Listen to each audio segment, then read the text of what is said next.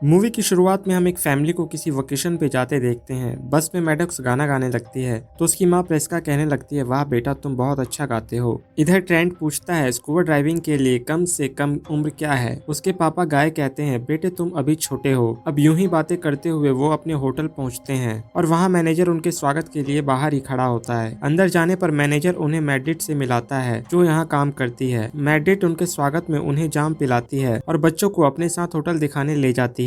फिर इधर उधर की चीजें देखते हुए मैडक्स और ट्रेंट को एक लड़का मिलता है जो अपना नाम इदलिव बताता है। इदलिव बताता है कि उसके अंकल ही यहाँ के मैनेजर हैं। वो सभी अपने रूम की तरफ जा रहे होते हैं। अंदर मैडक्स और ट्रेंट टेबल के इर्द गिर्द भागने लगते हैं जिन पर उनके पापा उन्हें रोकते हैं और कहते हैं कि चोट लग जाएगी। इन सबके बीच प्रिस्का किसी गहरी सोच में खोई रहती है। अब शाम होने पर वो बच्चों के साथ बीच पर जाती है। ट्रेंट वहाँ पूरे वक्त अपने नए दोस्त इदलिव के साथ खेलता रहता है। इसके बाद रात के वक्त प्रिस्का अपने पति से कहती है कि हमने ट्रिप के बाद बच्चों को बताने का फैसला किया था और हम ऐसा ही करेंगे। हम बीमारी को इसके बीच नहीं ला सकते। दरअसल प्रिस्का और इसके हस्बैंड के बीच डाइवोर्स होना है और इन्हें अभी कुछ दिन पहले ही पता चला है कि प्रिस्का को कैंसर है। अगली सुबह हम खाली बीच पर फेमस रैपर मिज सैडन को देखते हैं। वो एक लड़की को देख रहा होता है जो कपड़े निकाल कर अंदर पानी में चली जाती है। इधर हम दूसरी ओर क्रिस्टल को देखते हैं जो अपनी बेटी क्यारा, पति चार्ल्स और अपनी सास एग्नेस के साथ घूमने आई है।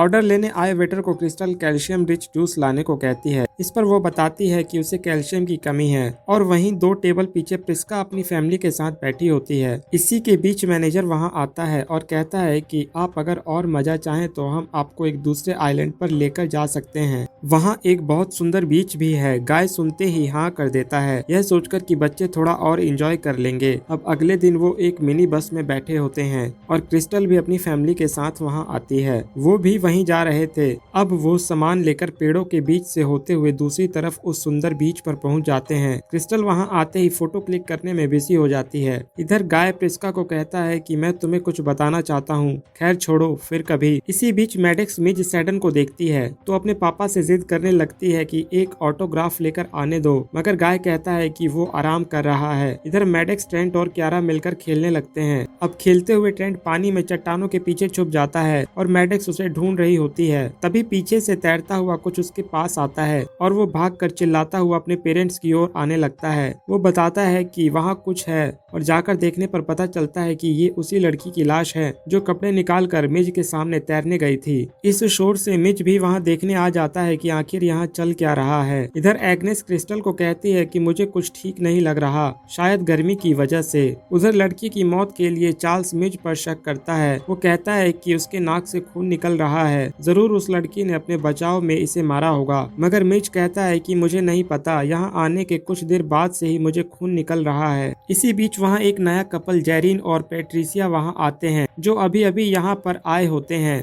और पूछने पर चार्ल्स उन्हें बताता है कि वो देखो, वो लड़की हमें मरी हुई मिली है। उसी वक्त क्रिस्टल भागती हुई वहां आती है। वो कहती है कि चार्ल्स जल्दी चलो, एग्नेस को कुछ हो रहा है। फिर चार्ल्स अपनी माँ को देखने चला जाता है। इधर जेरिन कहता है कि मैं बाहर जाकर किसी को बुला कर लाता हूँ, मगर चट्टानों के बीच जाते ही अचानक सर भारी होने से वो बेहोश हो जाता है। फिर उसकी आंख बीच पर खुलती है। पैट्रिसिया और गाय उसे उठाते हैं। इधर एग्नेस बताती है कि मैं अब ठीक हूँ, वो शायद गर्मी की वजह से मुझे कुछ हो गया होगा। अब चार्ल्स उठकर दोबारा लाश की तरफ जाने लगता है। तभी क्रिस्टल फिर से चिल्लाती है, चार्ल्स जल्दी आओ, और आकर देखने पर पता चलता है कि एग्नेस अब मर गई है। इधर जेरिन ट्रेंट और मैडक्स से उनकी उम्र पूछता है। इस पर वो बताता है कि मैं 6 साल का हूँ और मेरी बहन 11 साल की है। जेरिन हंसते हुए कहता है कि चलो अब असली उम्र बताओ। इसी बीच प्रिस्का वहाँ अपने बच्चों को ढूंढते हुए आती है और वो उन्हें देखकर पहचान नहीं पाती क्योंकि ट्रेंट और मैडक्स अपनी उम्र से काफी बड़े हो गए हैं। मैडक्स भागकर रोते हुए अपने पापा के गले लग जाती है।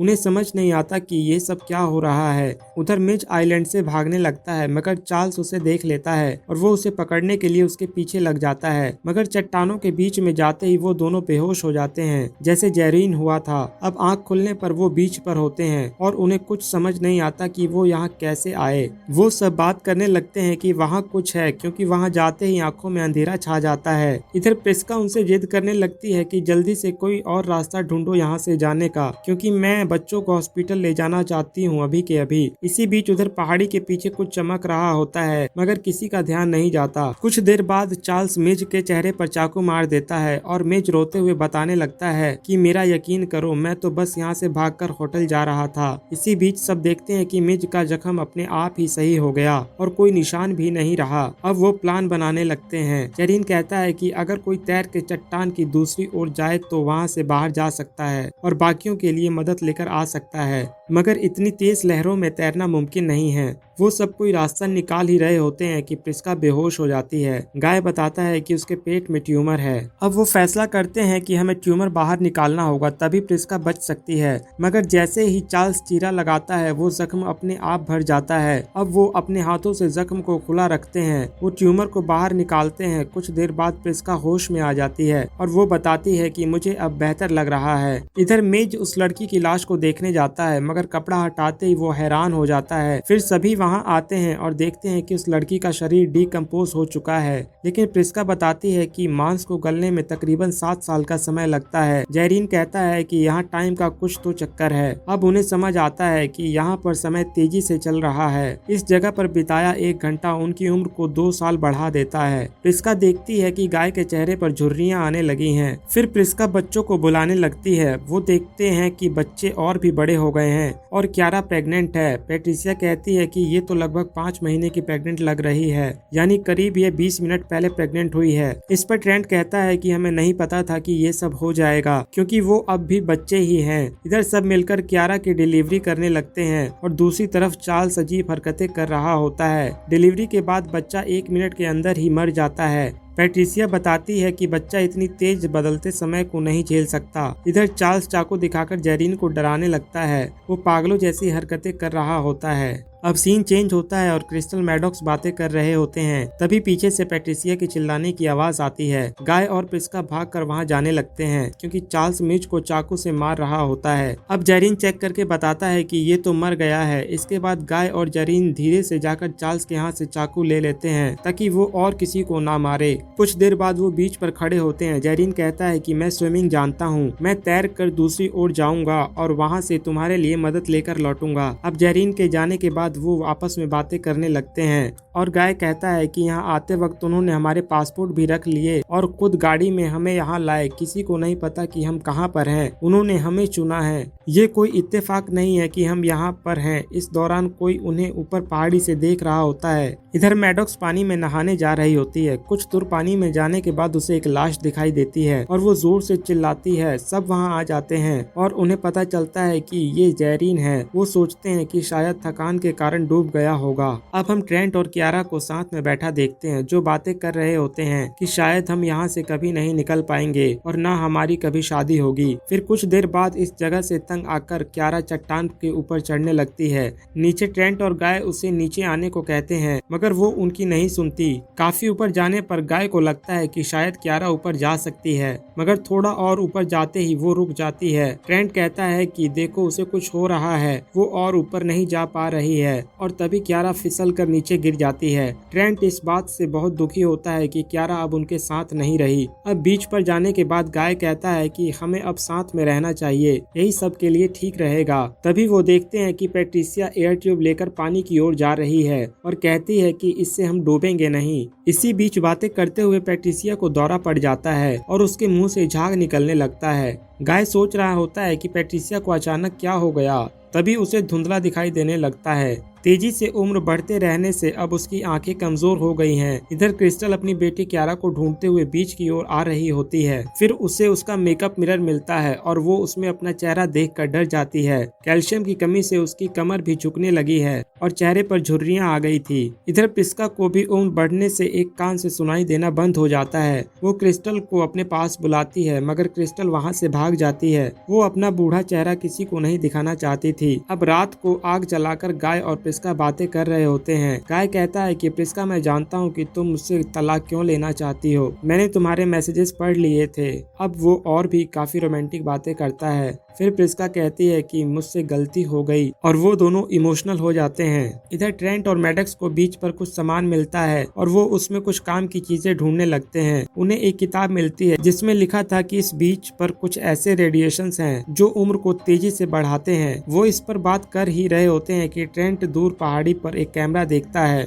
वो मैडक्स को कैमरा दिखाते हुए कहता है कि आखिर कोई ऐसा कैसे कर सकता है। उधर बीच पर गाय किसी को अपनी ओर आते देखता है, मगर उसे कुछ साफ दिखाई नहीं दे रहा था। पास आने पर उसे दिखता है कि चार्ल्स चाकू लेकर खड़ा है और वो गाय पर हमला करता है। गाय को सही से ना देखने के कारण वो लड़ नहीं पा रहा होता, जिस पर प्रिस्का उसे बचाने बीच में आ जाती है। अब गाय प्रिस्का को भेज देता है कि तुम बच्चों को जाकर छुपा दो और तब तक मैं इसे संभालता हूँ। उधर प्रिस्का बच्चों के पास भागते हुए आती है और कहती है जल्दी से कहीं छुप जाओ, बाहर मत आना। यह सुनकर ट्रेंट और मैडक्स जाकर चट्टानों के बीच छुप जाते हैं। उन्हें वहाँ कुछ आवाजें आती हैं। वो सोचते हैं कि शायद कोई है और लाइटर जलाने पर क्रिस्टल वहाँ खड़ी होती है। वो उन पर पत्थर फेंकने लगती है कि लाइट बंद करो, मुझे अपना चेहरा नहीं दिखाना। इसी बीच वो एक भारी पत्थर खुद पर ही गिरा लेती है और उसकी हड्डी टूट जाती है। उधर चार्ल्स गाय पर चाकू से हमला कर रहा होता है, जिससे कि उसके हाथों पर कट लग जाते हैं। इधर ट्रेंट और मैडक्स देखते हैं कि क्रिस्टल की हड्डी टेढ़ी ही जुड़ गई है और वो डरकर चट्टानों में और अंदर चले जाते हैं। क्रिस्टल उन्हें पकड़ने आने लगती है,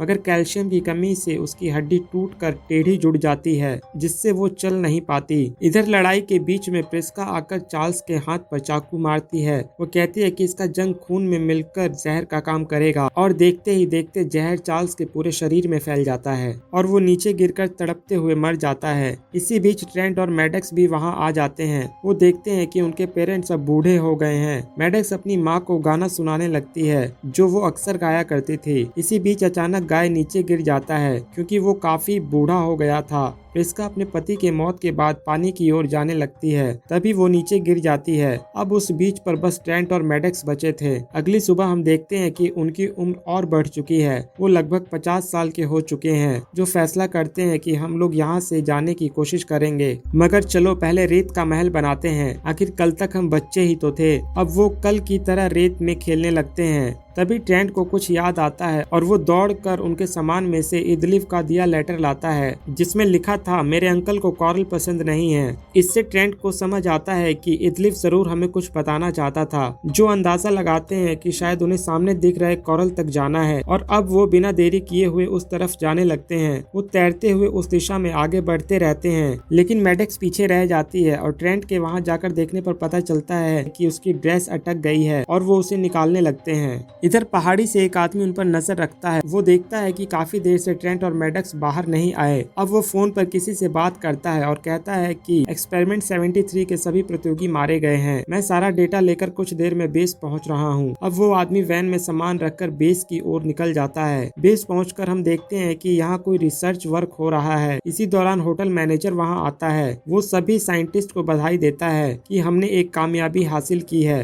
अब वो बताते हैं कि पैट्रिसिया नाम की एक महिला को 8 घंटे 17 मिनट बाद दौरा पड़ा, यानी लगभग 16 साल बाद हमने एक लाइलाज बीमारी पर जीत हासिल की है। यहाँ हमें पता चलता है कि ये लोग होटल आए गेस्ट को ड्रिंक्स में दवाई देते हैं और सालों बाद तक उनका असर देखने के लिए उन्हें बीच पर ले जाते हैं और इस तरह दवाइयाँ बनती है। उसके बाद होटल में हम एक आदमी को देखते हैं जो पुलिस में है। कोई उसे वो किताब देता है जो उस बीच पर थी, ये कहते हुए कि इसमें लिखे सभी लोग लापता हैं। उसके कुछ देर बाद कुछ नए गेस्ट होटल में आते हैं और मैनेजर उनका स्वागत करता है। मैडिट उनके लिए जाम लेकर आती है, तभी किसी के टकराने से जाम गिर जाता है और मैडिट कहती है कि कोई नहीं, मैं दूसरा लेकर आती हूँ। अब हमें ट्रेंट की आवाज आती है। जाम उसी ने गिराया है क्योंकि उसी में दवाई डाली जाती थी। इधर ऑफिसर कंफर्म करता है कि किताब में लिखे हुए सभी लोग मिसिंग हैं या नहीं। उधर ट्रेंट और मैडक्स सबको बीच के बारे में बताने लगते हैं और सबको ये राज पता चल जाता है। अब हमें दिखाया जाता है कि उस दिन पानी में क्या हुआ था। ट्रेंट और मैडक्स को फंसा हुआ कपड़ा निकालने में देर लग जाती है, जिससे बाहर खड़े आदमी को लगता है कि वो मर गए और फिर वो तैर कर चट्टानों की दूसरी ओर पहुंच जाते हैं। उस बीच से दूर अब पुलिस ऑफिसर हेलीकॉप्टर में ट्रेंट और मैडक्स को उनकी आंटी के यहाँ छोड़ने जाता है और इसी के साथ ये मूवी यहीं पर खत्म हो जाती है।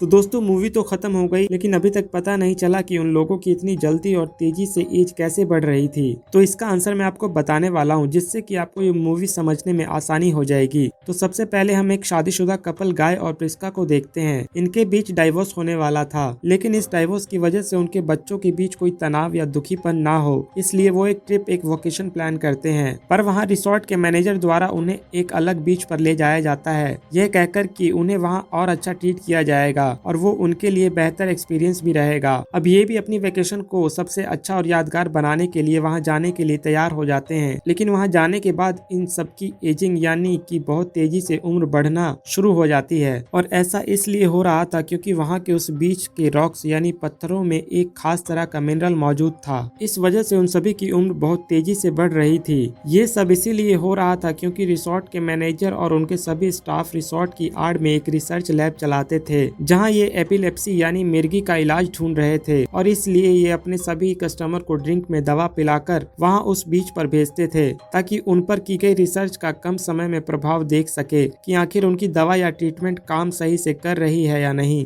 और ये लोग इलाज के काफी करीब थे। साथ ही साथ हम चार्ल्स को भी देखते हैं, जिसकी मेंटल कंडीशन धीरे धीरे बहुत खराब होती जा रही थी, जिसके बाद उसने बीच पर मौजूद लगभग सभी लोगों को ही मार दिया था। पर रिसोर्ट मैनेजर का भतीजा इदलिव ट्रेंट का दोस्त बन गया था और इसलिए वो नहीं चाहता था कि ट्रेंट उस बीच पर मारा जाए। वो उस बीच और रिसर्च के बारे में सब कुछ जानता था, इसलिए वो ट्रेंट को एक कोडेड मैसेज देता है, जिसे ट्रेंट डिकोड कर लेता है और समझ जाता है कि इस बीच से किस तरह भागा जाए। इसके बाद ट्रेंट और मैडक्स बीच से निकलने में कामयाब हो जाते हैं और एक जनरल यानी कि डायरी एक आदमी को थमा देते हैं, जिसे देख उस आदमी को रियलाइज होता है कि यहाँ जरूर कुछ गड़बड़ है। इसके बाद पुलिस को रिसोर्ट के पीछे चल रहे काले कारनामों के बारे में पता चल जाता है, जिसके बाद रिसोर्ट मैनेजर और वहाँ के एम्प्लॉय को अरेस्ट कर लिया जाता है और आखिर में ट्रेंट और मैडक्स अपनी आंटी के यहाँ चले जाते हैं। और इसी के साथ ये मूवी यहाँ पर समाप्त हो जाती है। तो दोस्तों, अगर आपको इस मूवी की एक्सप्लेनेशन अच्छी लगी हो तो प्लीज वीडियो को लाइक कर दीजिएगा, और आप मेरे चैनल पे नए हैं तो प्लीज चैनल को सब्सक्राइब कर लीजिए और बेल आइकन को प्रेस कर दीजिए। मैं मिलता हूँ आपसे नेक्स्ट वीडियो में।